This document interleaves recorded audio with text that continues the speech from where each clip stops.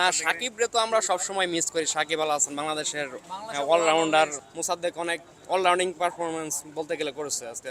সাকিবের অভাবটা একটু পূরণ করার চেষ্টা করছে, কিন্তু সাকিব তো সাকিবই।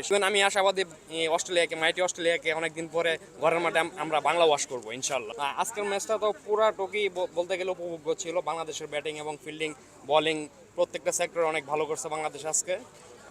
নাহিদ রানা ফাইবার নিতে বলে ভালো লাগতো। আর মুসাদ্দেক হচ্ছে 80+ রান করছে, ওটা সে হচ্ছে সেঞ্চুরিটা করলে আরো বেশি ভালো লাগতো।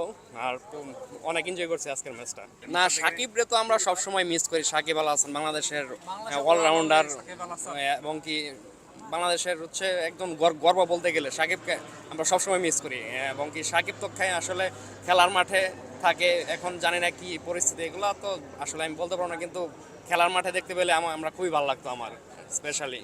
আজকে মোসাদ্দেক অনেক দিন পরে জাতীয় দলের চান্স পেয়েছে, ইভেন ইভেন মোর দেন 2 ইয়ার্স পরে। দেন মুসাদ্দেক অনেক অলরাউন্ডিং পারফরমেন্স বলতে গেলে করেছে আজকে।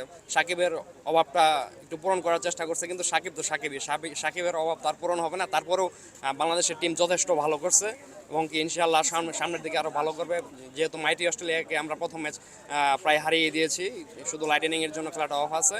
ইনশাআল্লাহ এটা ডিএলএস পদ্ধতিতে আমরা উইন করব, দেন হচ্ছে বাংলা ওয়াশ করব।